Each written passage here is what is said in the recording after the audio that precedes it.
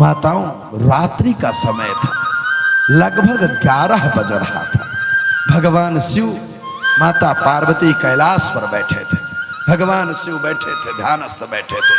माता पार्वती अपना शीश भगवान शिव के कंधे पर रखे थे। भगवान शिव ध्यानस्थ है, रात्र का समय है। अचानक बंसी बजी, और बंसी बजी तो माता पार्वती के रोए रोए रोमकूप खड़े हो गए।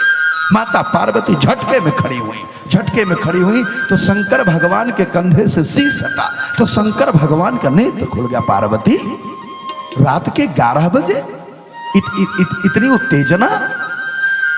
माता पार्वती ने कहा, भोलेनाथ आज क्षमा चाहती हूं, आज आपके संग यहां रहूंगी नहीं। भोलेनाथ ने कहा, मेरे संग नहीं रहेगी, कहां जाएगी? उन्होंने कहा, सुनिए ना आवाज बंसी की, ये बंसी पुकार रही है हमको, ये बंसी पुकार रही है। कहां जा रही हो बंसी, कहां पुकार रही है? हे नाथ, ये ब्रज में बंसी पुकार रही है। आज रास होने वाला है, आज महारास होने वाला है। भगवान शिव ने कहा कि क्या तू जाएगी? हाँ। तो मुझे नहीं ले चलेगी? पार्वती मुस्कुराई। पार्वती ने कहा, रास माने परमात्मा से आत्मा का मिलन, और जिस आत्मा की बुद्धि पुरुष बुद्धि है वो कभी परमात्मा को पा नहीं सकती। याद रखना, पुरुष बनकर के परमात्मा को नहीं पाया जा सकता, नारी बनकर के। पुरुष बुद्धि प्रधान है, नारी भावना प्रधान है। परमात्मा भावना का विषय, बुद्धि का विषय नहीं है। परमात्मा भावना का विषय है, बुद्धि नहीं लगती इसमें। पार्वती जी ने कहा आप नहीं चल पाएंगे, वहां नारियों को जाना है। शंकर जी ने कहा, मैं नारी बन जाऊंगा लेकिन चलूंगा जरूर। माता पार्वती ने कहा, कैसी बात करती है? शंकर भगवान जिद पकड़ लिए, सुन ले भाग्यवान, मैं जहां जाता हूं तो को ले जाता हूं ना। पार्वती ने कहा, हाँ ले तो जाते हैं। अरे तो क्या तू जाएगी तो मुझे नहीं ले जाएगी? पार्वती ने कहा, कैसे ले जाऊं? शंकर भगवान हाथ जोड़ लिए माताओं, और हाथ जोड़कर कहने लगे, हे देवी लिए चलो ना, हमको भी लिए चलो, नारी बना करके लिए चलो। और भगवान शिव माता पार्वती से कहने लगे, क्या? एक दिन वो भोले भंडारी, एक दिन वो भोले भंडारी, बनकर ब्रज की नारी रास में आ गए, रास में आ गए हैं, रास में आ गए हैं। एक दिन वो भोले भंडारी, बनकर ब्रज की नारी गोकुल में आ गए हैं, रास में आ गए हैं, रास में आ गए हैं, रास में आ गए हैं। वो पार्वती जी मना के हारी, पार्वती जी मना के हारी, नाई माने त्रिपुरारी, रास में आ गए हैं, रास में आ गए। आप बैठ कर चलेगी, खड़े होकर नहीं? अरे खड़े हो जाइए सब लोग। रास में आ गए हैं।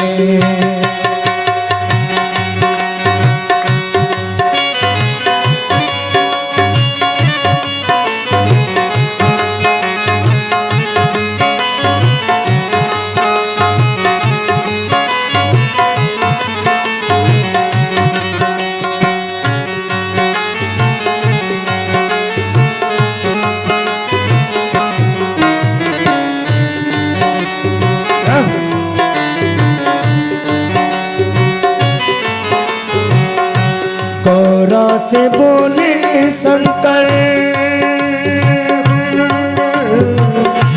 गौरा से बोले शंकर, मैं भी चलूंगा तेरे साथ में, तेरे साथ में। गौरा से बोले शंकर, मैं भी चलूंगा तेरे साथ में, तेरे साथ में। राधा संग श्याम नाचे, मैं भी नचूंगा तेरे साथ में, तेरे साथ में। राधा संग श्याम नाचे, मैं भी नाचूंगा तेरे तेरे साथ में, तेरे साथ में। रास रचा है ब्रज में भारी, रास रचा है ब्रज में भारी, हमें दिखाओ प्यारी रास में आ गए हैं, रास में आ गए हैं। एक दिन वो भोले भंडारी, एक दिन वो भोले भंडारी, बनकर ब्रज की नारी रास में आ गए हैं, रास में आ गए हैं। जय जय।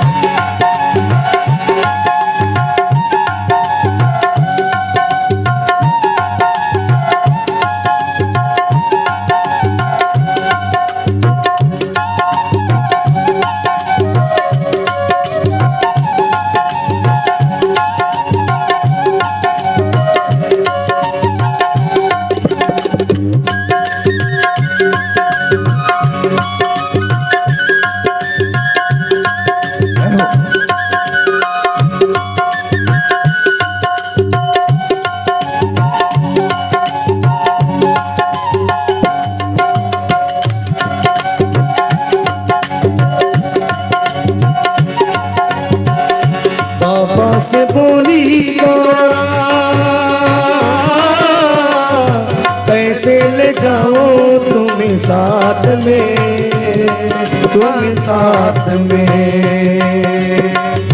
बाबा से बोली गौरा कैसे ले जाऊं तुम्हें साथ में, तुम्हें साथ में। ओ शाम के सिवा वहाँ कोई पुरुष ना जाए उस रास में, उस रास में।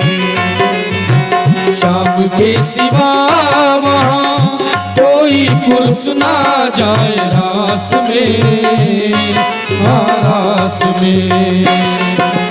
हंसी करेगी ब्रज की नारी, हंसी करेगी ब्रज की नारी, मानो बात हमारी रास में आ गए, रास में आ गए हैं, रास में आ गए हैं।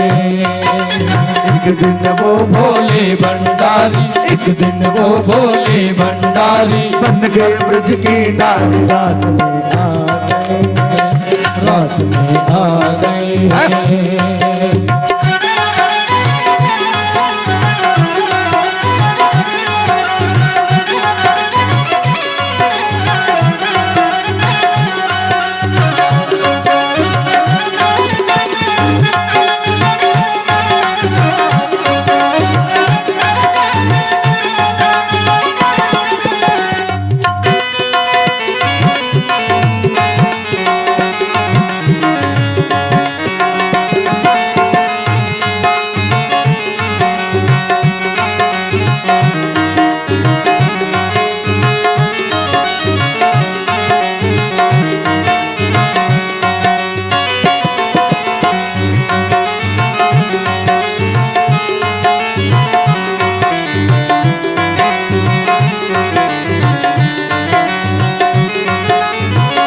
ऐसा बना दो मुझको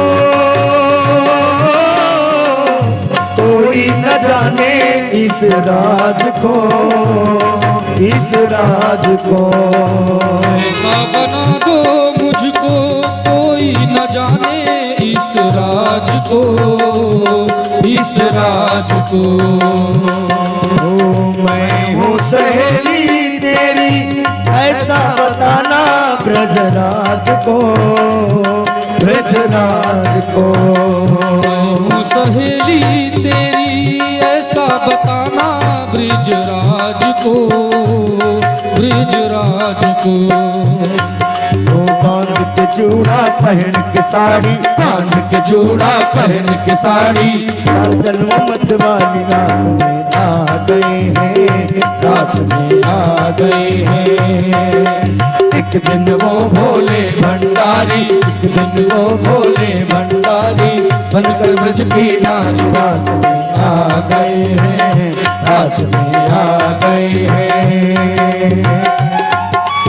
जरा प्रेम से दोनों तालियों को तेज तेज बजाते हुए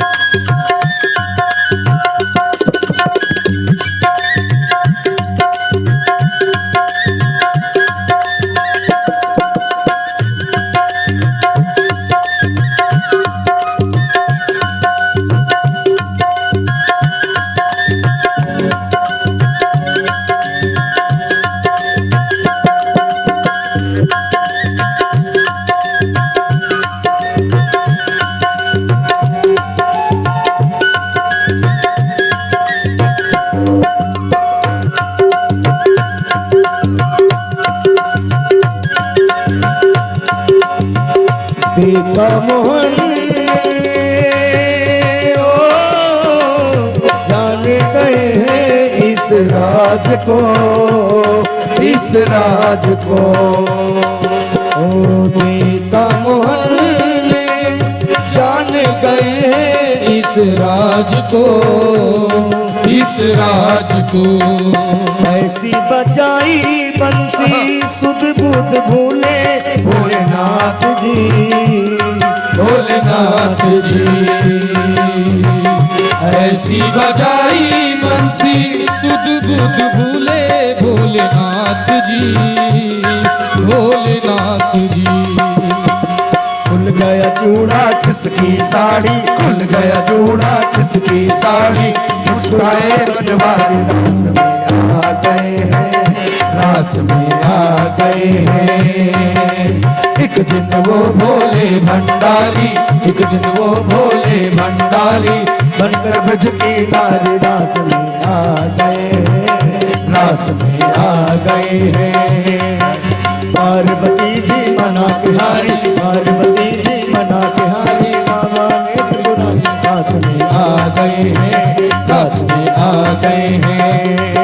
एक दिन वो भोले भंडारी बनकर ब्रज की नारी रास में आ गए हैं, रास में आ गए हैं, रास में आ गए हैं, रास में आ गए हैं, रास में आ गए हैं, रास में आ गए हैं। बोले वृंदावन बिहारी लाल की जय।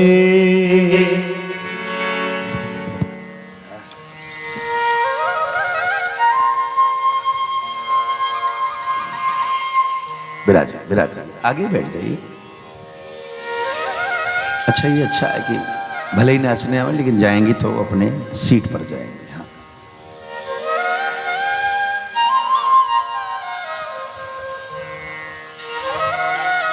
बहुत अच्छा, विराज बैठे। भगवान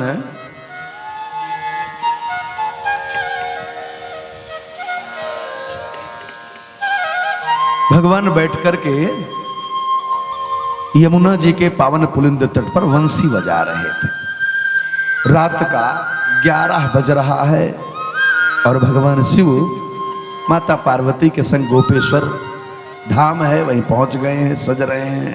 और उधर श्री सुखदेव जी महाराज परीक्षित से कह रहे हैं, परीक्षित सत्यम ज्ञानमनंतम यद ब्रह्म ज्योति सनातनम यद्य पश्यन्ति मुनयो गुणा पाए समाहिता। इस संसार में मानव को जीवन मिला है और हमारी आत्मा परमात्मा की ओर न रीझी तो यह जीवन व्यर्थ चला गया। हे परीक्षित, इस संसार में मानव को चाहिए कि यह संसारी भगवान से ही जुड़ा रहे। कामम क्रोधम भयम स्नेह मैक्यम सहृदय मेवचा। चाहे क्रोध करे, काम करे, काम वासना जगे, भय जगे, स्नेह जगे तो भगवान से जगे। नित्यम हरो विधतौ यान्ति तन्मयताम ही थे। हर पल मन हमारा लगा रहे तो भगवान से जुड़ा रहे, हर पल मन भगवान से लगा रहे। याद रखिए, भगवान का नाम बार बार लेने से दुश्मनी में भी मानव तर जाता है। आपने अपने उदाहरण में देखा होगा कि जिस समय राम रावण का युद्ध हुआ और राम का युद्ध विराम लिया। विराम लेने के पश्चात बहुत सारे बंदर शरीर छोड़ दिए थे। तो भगवान ने इंद्र को आदेश दिया, हे इंद्र, अमृत का कलश लेकर के आओ और सबके ऊपर डाल दो, अमृत पिला दो सबको। जब अमृत डाला गया तो जितने बंदर थे वो सब उठ कर बैठ गए, भगवान की जय जयकार करने लगे। लेकिन जितने रावण के दल के लोग थे एक भी नहीं उठा, वहां एक भी नहीं उठा।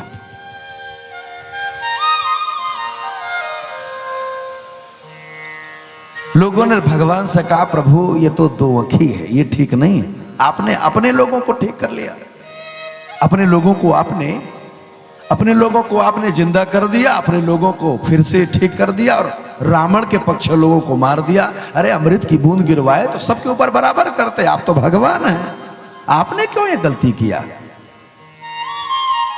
भगवान ने कहा नहीं नहीं, अमृत की बूंद बराबर सब पर गिरी है। तो फिर ये रावण वाले क्यों नहीं जगे? क्योंकि जब युद्ध प्रारंभ हुआ तो राम की सेना, राम के बंदर आवाज दे रहे थे, मारो मारो रावण को, मारो रावण को, मारो रावण को मारो। लेकिन रावण की सेना कह रही थी राम को मारो, राम को मारो, राम को मारो। तो क्योंकि बार बार राम बोल रहे थे तो भगवान ने कहा राम राम बोलने के कारण वो सभी राक्षस मरे तो लड़कर के राम से, लेकिन अंत में मेरा धाम परम धाम बैकुंठ पा गए हैं। वो एक भी जिंदा होने की स्थिति में नहीं थे, वो बैकुंठ पा गए क्योंकि वो राम राम बोल रहे थे और बंदर रावण रावण बोल रहे थे, इसलिए वो सभी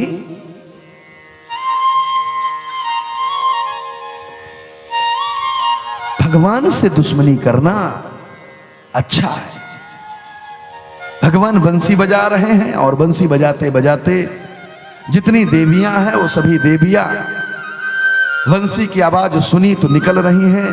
और कैसे जा रही हैं? तो एक बात बहुत और ध्यान से रखना चाहिए, ये रास को समझना, समय कम है, मेरा निवेदन है रास भगवान की इस रास की कथा को अपनी बुद्धि पर, अपने मन पर, अपने चित्त पर स्पष्ट अंकित करिए। कई बार रास के नाम पर भगवान के बारे में हम लोग उल्टे सीधे भी बोल लेते हैं, इसलिए सबसे पहली बात याद करिए, भगवान की आयु 10.5 वर्ष लगभग, भागवत जी कहती है लगभग 10.5 वर्ष के थे भगवान। प्रभु बंसी बजा रहे हैं और इधर तमेव परमात्मनम जार बुद्धि अति संगतः जहुर्गुणमयम देहम सद्य प्रख्युत वंदना। श्री सुखदेव जी कहते हैं परीक्षित एक बात पक्का करके चलना, ये नारियां गई तो हैं लेकिन अप्राकृतिक देह से गई हैं, इस प्रकृत देह के संग वहां नहीं गई। स्पष्ट भागवत जी स्पष्ट कहती है कि गोपियां गई हैं लेकिन देह से नहीं गई, आत्मा मन और बुद्धि से गई, देह से नहीं गई है वहां पर। लेकिन परीक्षित को तो रास ठीक से समझना था। परीक्षित ने कहा गुरुदेव सच बताइए, क्या ये गोपियां भगवान को प्रेम नहीं करती थी? सच बताइए ना। कृष्णम विदुम परम कांतम नातु ब्रह्मतया मुनि गुण प्रवाहो परमः तामस गुणाधियाम कथम। क्या भगवान पर इनका मोह नहीं था? ये पक्का है कि ब्रह्म भाव था, लेकिन मोह तो था। सुखदेव जी ने कहा यस मोह था मेरे बच्चे, तभी तो गई गोपियां। माताओं, कोई गोपी अपनी सास का चरण दबा रही थी, कोई बच्चे को दुग्धपान करा रही थी, कोई पति की सेवा में पति का सर दबा रही थी, कोई गाय भैंस आदि की सेवा में थी, कोई बर्तन धुल रही थी। लेकिन बंसी की आवाज सुनी तो अपना अपना काम छोड़ करके सब निकल गई। किसी की आयु 80 वर्ष है तो किसी की, सत्यम जी, किसी की 80 वर्ष है, किसी की 70, किसी की 60, किसी की 40, किसी की 30, किसी की 20, अलग अलग ऐसे। कोई 18 साल की गोपी, सभी भाग पड़ी भगवान के ओर। रात में 11:30 पौने 12 बज गया। अब जरा चलिए अपने मन को ले चलिए नेत्र बंद करके, कहां हैं? ब्रज में निधिवन में, जो निधिवन मूल है जहां पर यह रास हुआ है, उसी निधिवन में उस समय यमुना जी के पावन पुलिंद तट पर निधिवन में एक सरोवर है। सरोवर के पास किनारे पर एक कदम्ब का वृक्ष है, चारों तरफ सरोवर के आसपास हरियाली घासें हैं, सरोवर में कमल दल लगे हुए हैं। आज भगवान की वंशी को सुन करके जितने कमल थे संकुचित नहीं हुए बल्कि खुले रह गए। उन सब कमलों पर भंवरे गुंजायमान कर रहे हैं। भगवान कदम्ब के वृक्ष पर पीठ का टेक दिए हैं, बाएं पैर पर दायां पैर रखे हैं और वंशी को, वेणु को अपने अधरों पर रख करके करन्यास कर रहे हैं, बजा रहे हैं। भूल गए हैं कहाँ बैठा हूँ, भगवान बजाए जा रहे हैं। और माताओं, सभी जितनी गोपिकाएं अपने परमात्मा के चरणों में प्रीत रखती थी सब पहुंच गई वहां पर, सभी बैठ गई तो भगवान को छेड़ी नहीं। भगवान क्योंकि नेत्र बंद किए थे तो गोपिकाएं सब दूर दूर अलग अलग बैठ गई। किसी ने अपने अपने हाथ पर अपने गाल का टेक दिया और भगवान की वह भगवान का वह स्वरूप का दर्शन करने लगी। कोई भगवान के नेत्रों पर अपने नेत्रों को टिका दी, कोई भगवान के अधरों पर, कमलवत अधरों पर अपने नेत्रों को टिका दी, कोई भगवान की वंशी को देख रही है, कोई भगवान की उन उंगलियों को देख रही है, कोई भगवान के कंठ को देख रही, कोई भगवान के बाजुओं को देख रही है, कोई भगवान के पैरों को देख रही है, कोई गोपी भगवान के टखने पर दृष्टि रखी है, तो कोई गोपी भगवान के अंगूठे नखों पर दृष्टि डाली है। सब भगवान को देख रही और रोए जा रही, सब रो रही हैं। हम आप जानते होंगे कि मीराबाई वही हैं जब गोवर्धन भगवान ने उठाया था तो सभी ब्रजवासी उस गोवर्धन के नीचे 7 दिन रहे माताओं, लेकिन उसमें केवल अकेली एक गोपी थी जो भगवान के पास आई नहीं थी। उसको लगा भगवान ज्यादा अपने आप को स्मार्ट मानते हैं, इसलिए जाऊंगी नहीं मैं। वही गोपी पूर्व जन्म में फिर मीरा बनी। पूरा जीवन मेरे तो गिरधर गोपाल, दूसरों न कोई। मैंने गलती किया था, उस समय भगवान को माना नहीं था पूर्व जन्म में, इसलिए वृंदावन में बैठ करके 13 वर्ष तक बैठ करके ब्रह्म सरोवर के किनारे मीराबाई केवल रोई हैं। जिस स्थान पर रास हुआ है केवल रोई। इतना रोई है मीराबाई कि मीराबाई को अश्रुओं का झील कहा गया, अश्रु का झील बन गई थी। भगवान वंशी बजा रहे हैं और गोपिकाएं एकटक देखे जा रही।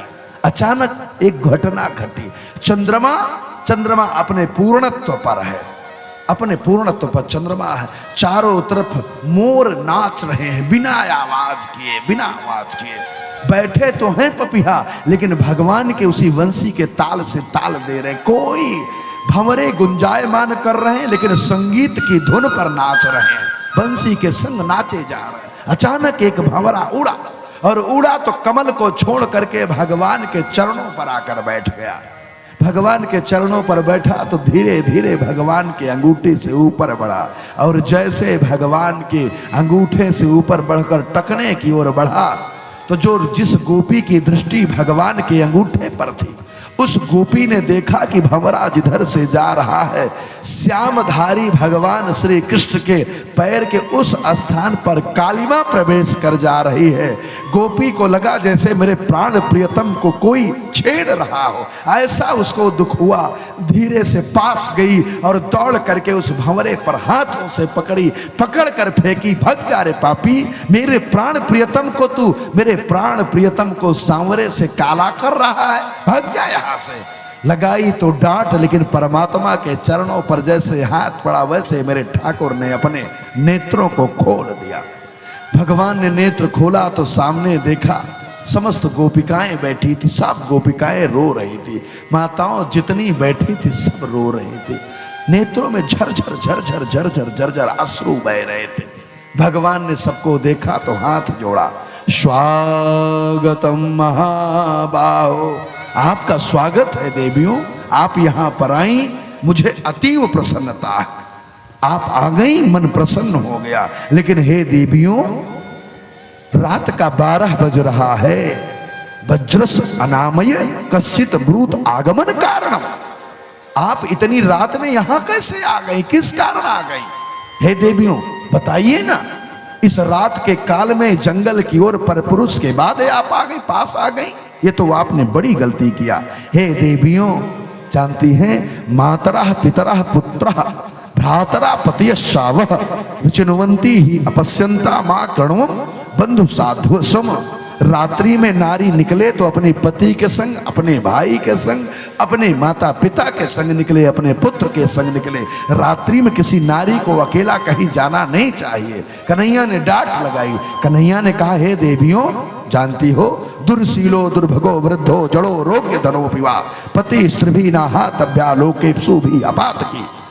यदि पति कितना भी बुजुर्ग हो, बुढ़ा हो, दुःशील हो, असंस्कारी हो, मारता हो, गाली देता हो, आए दिन सताता हो, वृद्ध हो, जड़ हो, बुद्धिहीन हो, पागल हो, रोगी हो, धनहीन हो, ऐसे भी पति का असम्मान नहीं करना चाहिए। जो नारी ऐसे भी पति का असम्मान करती है वो यमपुर पहुंचती है तो उसको नाना प्रकार के दुख मिलते हैं। कन्हैया ने कहा आपने गलती किया, आपको छोड़ करके यहाँ नहीं आना चाहिए था, आपने बहुत बड़ी गलती किया।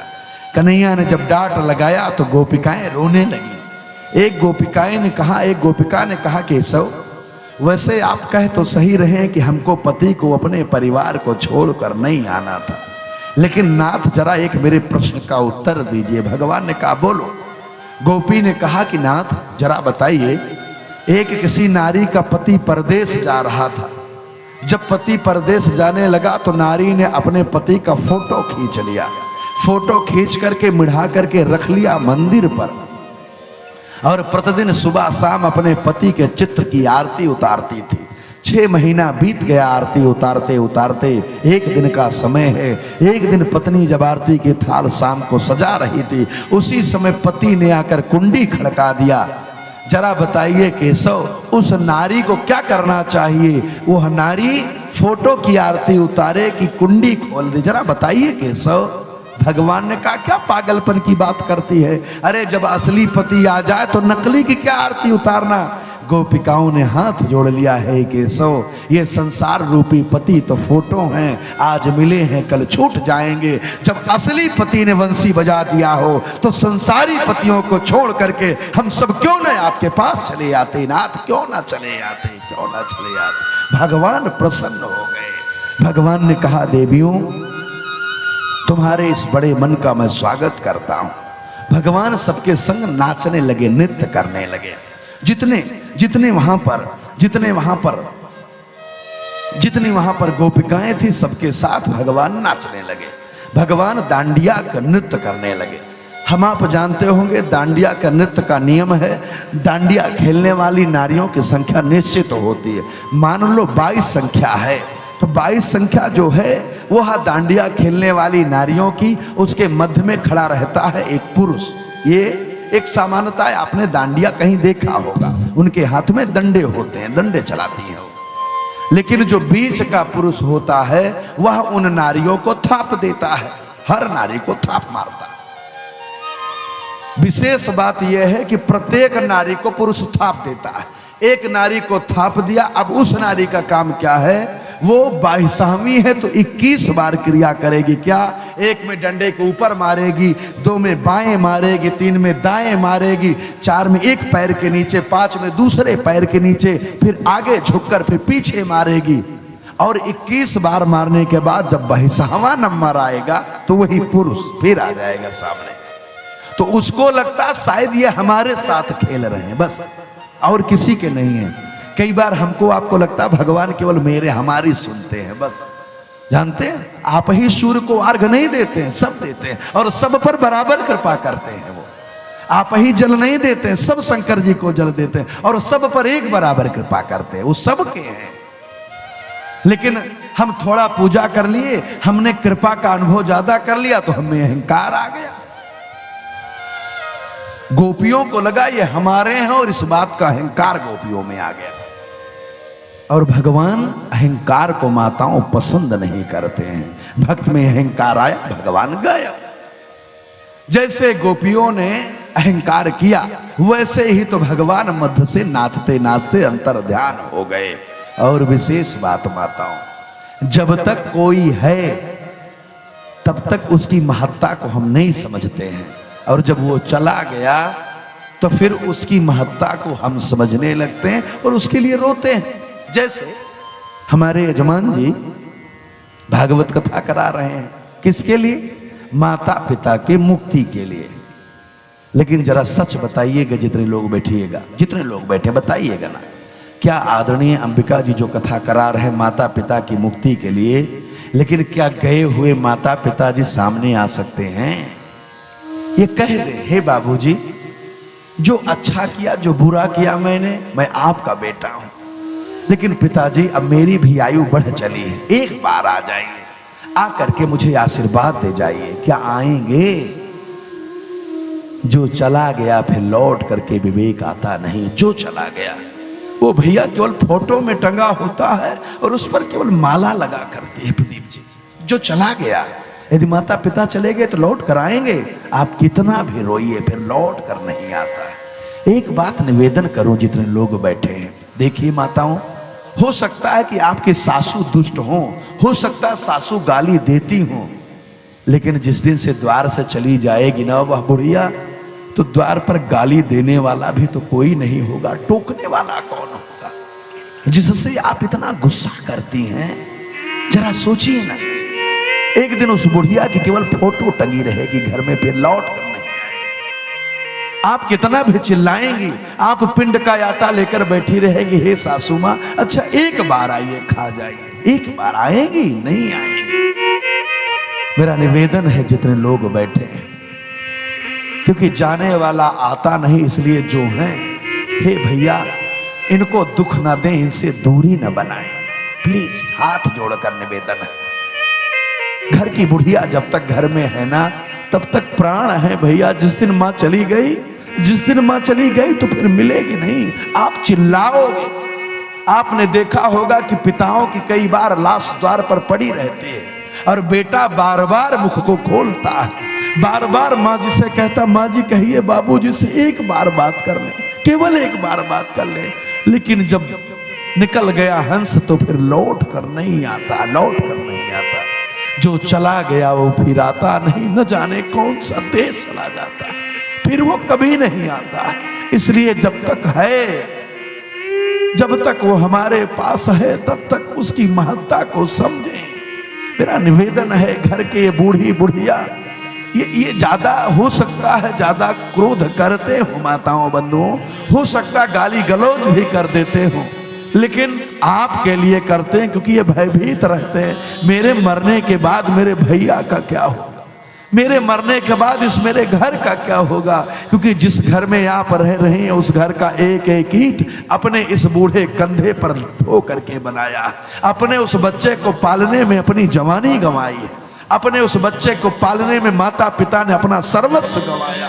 आज जो बेटा अपने माता पिता से मिल नहीं रहा है, उस बेटे को कभी कभी ऐसा भी समय था कि हर पल अपनी माँ केवल याद रहती थी। माँ, अरे भैया वो माँ है जो भोजन करती रहती है, लेकिन बच्चा शौच कर दे तो माँ एक हाथ से बच्चे का शौच साफ करती है और दूसरे हाथ से भोजन कर लेती है। जिस माता पिता की गंदगी को देखकर आपको क्रोध आता है, वही माता पिता आपको गंदगी से निकाल कर साफ पर ले जाते थे। रात में 12 बजे जब आप चारपाई पर लघुशंका कर देते थे, जब आप कथनी गुदरी गंदी कर देते थे, तो गंदे के स्थान पर माँ लेट जाती, रात भर भैया को सूखे में लिटा देती थी। आज वो भैया के पास समय नहीं है, माँ कहाँ लेटती है? ए भैया, वो रात के 12 बजे जब पूरा घर सो जाता है, आप कहीं बाहर रहते हैं तो घर की बुढ़िया को नींद नहीं आती है, भैया आ रहे होंगे न जाने कहाँ। हे बच्ची फोन कर भैया को, कहाँ है भैया? जानते हैं जब परदेश से बेटा फोन करता है माताओं, तो बहू क्या बात करती है वो नहीं जानती, लेकिन अंत में इतना जरूर पूछती है, भैया ठीक है कि नहीं है? उनसे कह देना घर के लिए परेशान नहीं होंगे, खाएंगे, अपने को मजबूत बनाएंगे। और हे माताओं बंधुओं, हर पिता अपने बच्चे को संसार में सफल देखना चाहता है। जिसके बच्चे द्वार पर बैठकर लड़ते हो, मदिरा पान करते हो, माता पिता का अपमान करते हो, उन माता पिता का हृदय जीते जी मर जाया करता। उनको लगता अब क्या होगा? कौन संसार का माता पिता है जो अपने बेटे को प्रेम न करता हो? माताओं जानती हैं, एक बार एक पिता अपने बेटे को बहुत गाली देता था। वो कहता था, मेरे जैसा नालायक बेटा संसार में किसी को नहीं है। बेटे को लगा मेरा बाप मेरा कितना विरोधी है, क्यों न मैं रात के 12 बजे गर्दन काट दूं, क्योंकि संसार में मेरी बदनामी करा रहा है। रात के 12 बजे उसने हाथों में फरसा ले लिया, बैठ गया छत पर जाकर के, जहां वो छुप कर बैठ गया जहां पर माता पिता रात में लेटते थे। पिता की आयु लगभग 80 वर्ष की थी, माँ की आयु लगभग 75 वर्ष थी। पिता सदियों बेटे को गाली देता रहता था। आज जब बेटा फरसा लेकर बैठा कि बाप की गर्दन काट दूंगा रात में, माँ अपने चारपाई पर लेटी थी। बुजुर्ग वह घर का बुढ़ा धीरे धीरे पहुंच करके अपनी चारपाई पर लेटा और लेटे लेटे आसमान में तारों को देखने लगा। तो दिखने लगा कि अब तारे कम दिख रहे हैं, लगता है शरीर छूट जाएगी, अब मुझे ऊपर दिखाई कम पड़ रहा है। धीरे से उठा जाकर के पत्नी के चारपाई पर बैठ गया। 75 वर्ष की वह बुढ़िया सोची आज इनको क्या हो गया, रात के 12 बजे मेरी चारपाई पर क्यों आ गए। उठी, क्या हुआ जी, क्यों आप ऐसा दुखी जैसा चेहरा लेकर बैठे हैं। पति ने अपनी पत्नी का हाथ पकड़ा और हाथों में हाथ लेकर पकड़ लिया, तेज पकड़ा। सुन भाग्यवान, मेरी आयु अब लगभग 80 हो गई, कब शरीर छूट जाएगी मुझे पता नहीं है। पत्नी ने कहा क्या पागलपन की बात करते हैं जी, ये उल्टी सीधी बात करने के लिए रात में जगे। सुन ना मेरी बात को, सुन, हाथ दे मुझे, एक बात बता, एक बात मेरी मानेगी। पत्नी ने कहा आदेश करिए, जीवन गंवा दिया है आपके चरणों में, आदेश तो करिए। उस बूढ़े बाप ने हाथ जोड़ा। बूढ़े बाप ने पत्नी का हाथ पकड़ करके बोला, सुन भाग्यवान, जब मैं संसार में ना रहूं ना, जब मैं यहाँ ना रहूं संसार में, जब तू अकेली विधवा रह जाएगी तो एक बात का पालन करना, याद रखना पति की बात। क्या? सुन, अपनी डेहरी छोड़ करके किसी की डेहरी पर कभी जाना नहीं, अपनी डेहरी पर रहना। मेरा बेटा राम है, तेरा पालन करेगा, मैं जानता हूं। माँ ने कहा आप तो कहते हैं आपका बेटा नालायक है, आप गाली देते रहते हैं। पिता ने अपनी पत्नी का हाथ पकड़कर कहा, जानती भगवान, मैं जानता हूं मेरा बच्चा राम है, लेकिन डर लगता है किसी की नजर न लग जाए मेरे भैया को, इसलिए बोलता रहता हूं, कहीं बिगड़ न जाए भैया, इसलिए बोलता रहता हूं, डरता हूं मेरे जाने के बाद भैया का कौन होगा। ये माताओं बंधुओं, जिनके माता पिता ना हो उनकी दुनिया तो है, लेकिन वो किसी की दुनिया नहीं रह जाते, क्योंकि प्रत्येक मानव अपने माता पिता की दुनिया हुआ करता है। जिसके माता पिता संसार में ना हो, जान लेना उसकी दुनिया संसार से चली गई है, अब उसकी आगे दुनिया, वो किसी की दुनिया का हिस्सा नहीं है। माताओं बंधुओं, बेटे ने बाप को सुना तो दौड़ कर आ गया, चरण पकड़ लिया, पिताजी मुझे क्षमा करिए, मुझे तो लगता था आप मेरे दुश्मन हैं। पिता ने अपने बेटे के माथे को चूमा, मेरे लाल, सदियों मेरे कुल का नाम बढ़ाना मेरे बच्चे, सदियों मेरे कुल का नाम बढ़ाते रहना, मेरा कुल डूबने न पावे, मेरे बच्चे कुल न डूबने पावे। अपनी बूढ़ी माँ का ख्याल रखना, मैं ना रह जाऊं मेरे बच्चे, तो खाना बाद में पहले बूढ़ी माँ को खिलाना, पहनना बाद में पहले अपनी माँ को पहनाना, क्योंकि तेरे लिए इसने अपनी जवानी गंवाई है बेटे, तेरे लिए जवानी गंवाई। माताओं बंधुओं, मेरा निवेदन है, जब जो चला गया वो लौट कर नहीं आता है, इसलिए जाने वाले को सदियों प्रेम कर लो। ये पल दो पल का साथ है, पल दो पल की यारी, ना जाने की कौन से राह पर कहाँ हम सब छूट जाएं, कुछ पता नहीं है। माताओं बंधुओं, मेरा निवेदन देश की बेटी बेटियों से भी है, हमारे जीवन का धर्म न जाने पावे। याद रखना, यदि छोटा भाई बड़े भाई से लड़ा और कहीं मर्यादा गई, जाना तो बहुत कुछ है, हमारे जीवन का धर्म न चला जाए। जब कभी छोटा भाई बड़े भाई को गाली एक बार दे देगा तो याद रखना भैया, जब दोनों मिल जाओगे तब भी फिर बात जो है ना वो कसकती रहती है, क्योंकि टूटे से फिर ना जुड़े गांठ पड़ जाए। मेरा निवेदन है, खूब विचार कर बोलिए, फिट 2 फिट के लिए भैया, लाख 2 लाख के लिए इन जीवन के संबंधों को मत बिगाड़ो भैया। निवेदन है, आप भाई, आप सहोदर हैं, एक उदर से पैदा हुए। हर माता पिता को प्रसन्नता होती है, वो जब माता पिता यमराज के यहाँ बैठे होते हैं, यमलोक से भी देखते मेरे बेटे भाई आपस में प्रेम रखते हैं, तो उनकी आत्मा को वहां पर भी शांति मिल जाती है। लेकिन जब बड़ा वाला छोटे वाले पर स्नेह नहीं, छोटा वाला बड़े पर श्रद्धा नहीं, तो माता पिता का हृदय रोता है, मेरे बाद मेरे बेटे लड़ेंगे कैसे। अरे वो बेटे लड़ेंगे जो एक ही थाल में बैठकर छोटे थे तो आंगन में खाया करते थे, तीनों भाई बहन बैठकर खाया करते थे। क्या ऐसा संसार बनाना चाहते, थोड़े बड़े हो गए तो लड़ने लगे, काहे की लड़ाई भैया।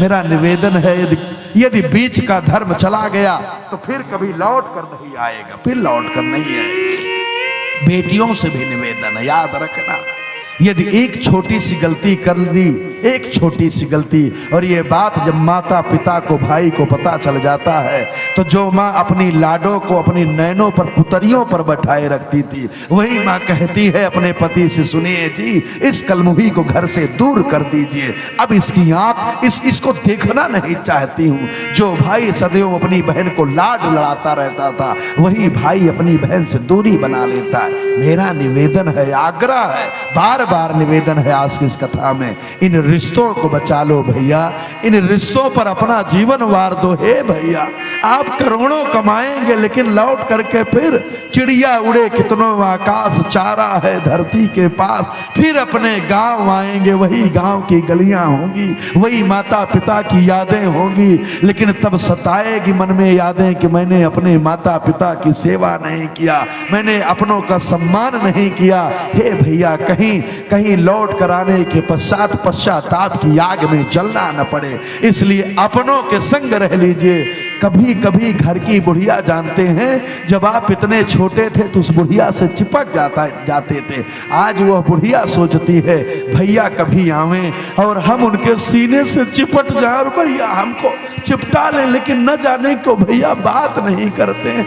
भैया आते हैं तो सीधा टीवी के कमरे में चले जाते हैं, भैया मोबाइल पर लगे रहते हैं। अब उस बुढ़िया से भैया बात नहीं करते। जो भैया पल पल माँ का आंचल पकड़ करके गांव में घूमा करते थे, माँ ये क्या है, माँ वो क्या है, माँ ये लूंगा, माँ वो लूंगा, अब वही भैया अपनी माँ से बात नहीं करते। मेरा यह आग्रह है, इन रिश्तों को बचा लीजिए भैया, कथा हो ना हो, हम भगवान को पाएं न पाएं, लेकिन घर में जो द्वार पर बैठे हुए भगवान हैं, इनसे दूर मत जाना भैया, निवेदन है। और जब भगवान चले गए, अपना चला जाता है तो लोग रोते ही रोते। ऐसा गोपियां भगवान के विरह में रोना प्रारंभ करी, सर पटकने लगी, कोई तो पागल हो गई, अरे मैं कृष्ण हूँ, एक कहती मैं राम हूँ, एक कहती मैं परशुराम हूँ, सभी रोए जा रही हैं एक दूसरे को पकड़कर।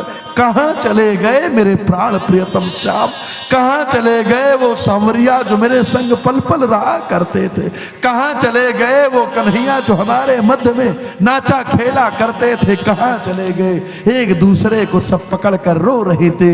और हम आप जानते होंगे भगवान को भक्तों का यश्रु प्रिय है, और जब सब रोए तो मध्य में भगवान प्रकट हो गए। माताओं बंधुओं, अभी गोपिकाएं रो रही हैं। इस कथा को हमारे देश के बड़े कवि कबीर दास की बिटिया कमाली सुन रही थी। गोपियां रो रही हैं, गोपियां कह रही न जाने कहाँ मेरा प्राण प्रियतम चला गया है। याद रखना, ये सत्य जाने न पावे, ये सत्य नाक के, कान के, आंख के माध्यम से गिर जाता है। हमने एक सुंदर चेहरा देखा, हमारा मन भटक गया, हमने मिठाई देखी, हमारी जीभा भटक गई, हमने किसी की बुराई सुना तो उसके पास बैठकर और सुनने लगते हैं। हे भैया, इससे बाहर निकलो।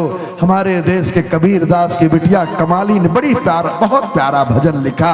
हमारे देश की ही युग कोकिला लता जी ने आवाज दिया। मेरा निवेदन है हमारे साथ गुनगुनाएं। उस कमाली ने लिखा है और लता जी गा रहे हैं। गोपिकाएं भगवान की याद में आप कभी निधि बनाए हो तो आप देखेंगे वहां राधा रानी कृष्ण बनकर रो रही है, मैं ही कन्हैया हूं, मेरा प्राण प्रियतम मुझ में है, निधि बन में सब रो रही हैं। आइए हम भी भगवान की याद में रोएं। और हमारी कमाली लिख रही है भैया, रंग महल के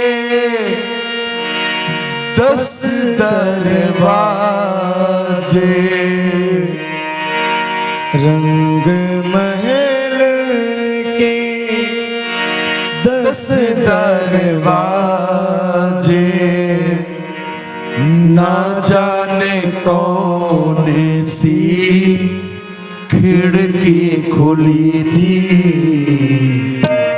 सैयान कस गए मैं ना लड़ी थी, सैयान कस गए मैं ना लड़ी थी, सर को झुकाए मैं तो चुप के खड़ी थी, सर तो झुकाए मैं तो चुप के खड़ी थी।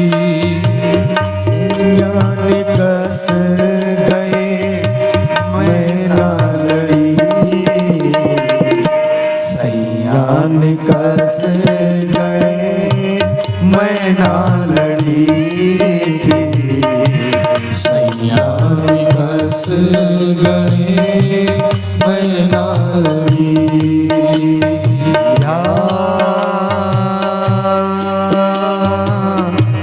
कौन गली गयो श्याम। बुलाइए माता पिता को, कहाँ गए बाबूजी?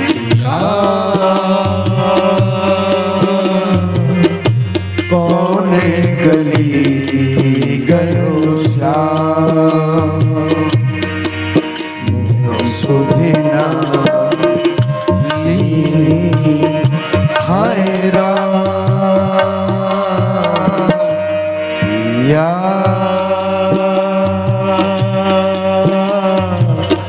कौन गली गयो श्याम।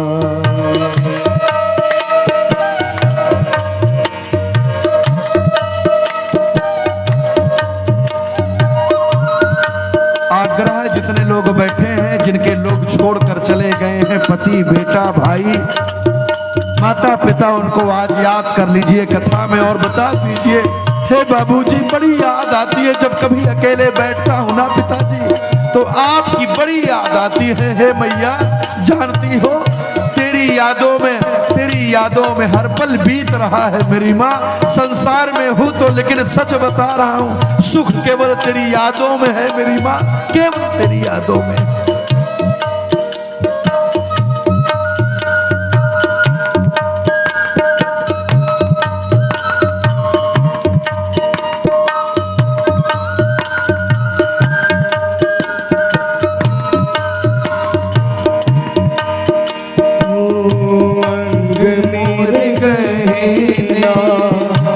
प्यासी वो मरिया, अंग मेरे गहने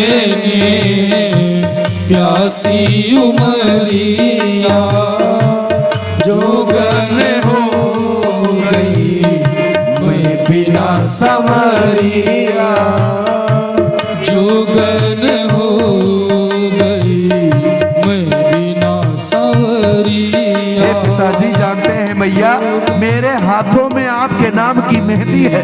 मैं कहीं जाता हूँ, किसी निमंत्रण में जाता हूँ तो लोग कहते उनके बेटे हैं। पिताजी जानते हैं, जब कहीं लिखने लगता हूँ नाम और स्वर्गीय लिखना पड़ता है तो लगता है हृदय फट जाएगा बाबूजी, हृदय फट जाएगा। अंग मेरे गहने प्यासी वो मरिया, अंग मेरे गहने प्यासी उमरिया, जोगन हो गई मैं बिना संवरिया, जोगन हो गई मैं बिना संवरिया। हाथों में मेरे मेहंदी रची, हाथों में मेरे मेहंदी रची, मेहंदी में मेरे आंसू वन की लड़ी थी, सैयान कस गए मैं ना लड़ी, सैयान कस गए मैं ना लड़ी।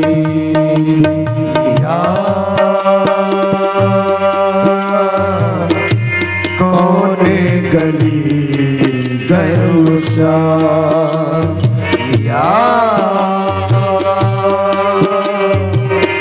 कौन गली गयो श्याम।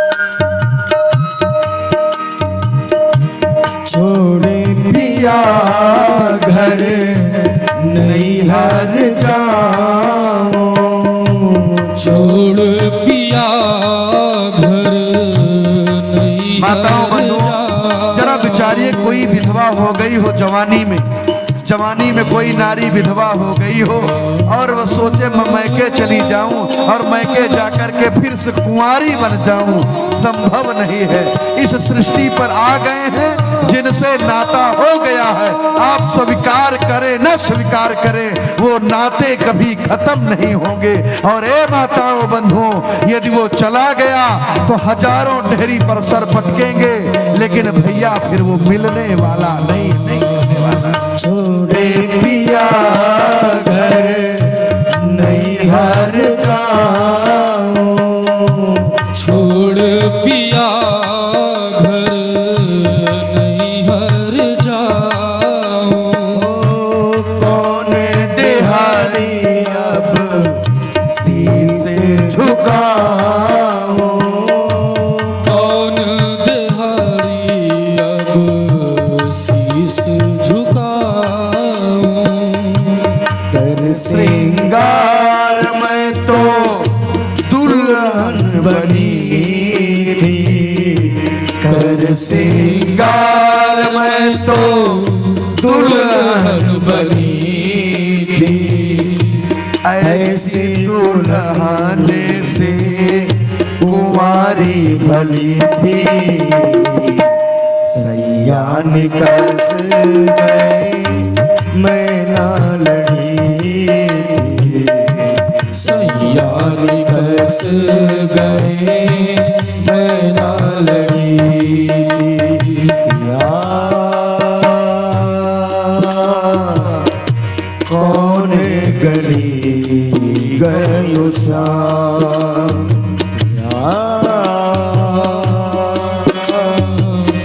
कौन गली गयो श्याम। मोर सुधना लीनी हाय राम, कौन गयो मेरे साथ पिया, कौन गली गयो साथ।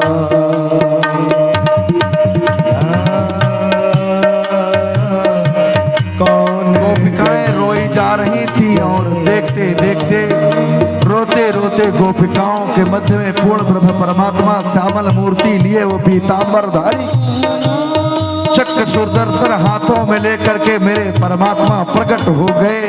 जब भगवान मध्य में प्रकट हुए तो गोपिकाओं ने छल पकड़ लिया, क्षमा मांगा, हे ठाकुर हे करुणा कर क्षमा कर दीजिए, दीन बंधु दीनानाथ क्षमा कर दीजिए मुझको। माताओं बंधुओं, गोपिकाओं ने इतना चढ़ पकड़ कर रोया था, इतना रोया था। भगवान ने कहा शांत हो जा। गोपिकाओं ने कहा तब शांत होंगी जब आप हमको वचन दे देंगे कि आज के बाद कभी ब्रज छोड़कर नहीं जाएंगे। भगवान ने कहा गोपिकाओं चरण तो छोड़ो। गोपिकाओं ने कहा नाथ जानते हैं हमारे इस ब्रज की महिमा आपके कारण है, हे नाथ आप ना हो तो ब्रज ब्रज नहीं है। माताओं बंधुओं, गोपिकाओं ने 19 श्लोकों में गोपी गीत गाया। आइए हम आप भी 2 श्लोक पहला और 9वां गा करके 19 बना लेते हैं। और मेरा आग्रह है, क्योंकि उद्धव जी का वरदान है, जो भी अपनी दैनिक पूजा में गोपी गीत गाएगा उसके जीवन में कभी श्री की धन धान्य की कमी नहीं होगी। पहले गीत में भगवान का जयकार किया है और 9वें गीत में कथा सुनने वालों का कथा का जयकार किया है। माताओं बंधुओं, गोपिकाओं ने भगवान को मनाते हुए निवेदन किया है, नाथ जयति तेदिकं जन्मना व्रजा, श्रयति इंदिरा स्वदात्रहि।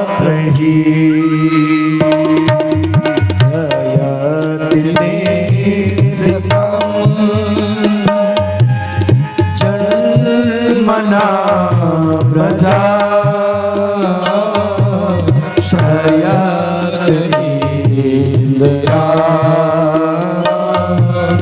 शाश्वतात्रहि।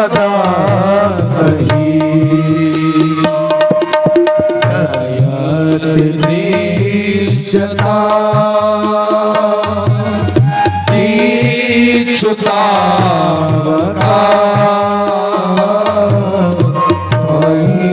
पिता सेवा ताम जीवते कथामृतम तप्त जीवना अभिभिरीडिता कल्मषापहं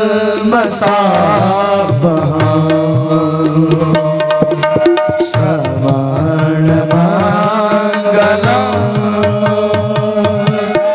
श्रीमदातमं भुवि गणाति भूरिदा जना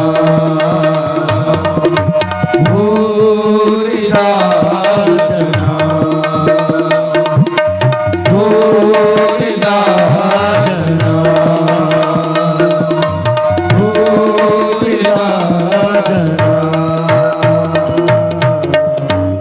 गोपिकाओं ने कहा, हे नाथ तव कथा अमृतम, आपकी कथा अमृत है नाथ। हे ठाकुर जानते हैं आपकी कथा का पान करने वाले, रसपान करने वाले दुनिया में मरते तो हैं, लेकिन ठाकुर वो केवल मरते दिखते हैं। वो संसार में मीरा की तरह अमर हो जाते। जो भी आपकी कथा सुनेगा गाएगा वो संसार में अमर हो जाएगा नाथ, अमर हो जाए। आपकी कथा कलमषयपहम है, हृदय में बैठे हुए कीचड़ को नष्ट करती है। हे नाथ, हे करुणाकर, यह कथा जो गाता है, जो सुनता है, उसका ही जीवन, उसका यह लोक बन जाता है, परलोक भी उसका सुधर जाता है। हे करुणाकर, जानते हैं ये कथा संसार के लोगों को श्री देने वाली है।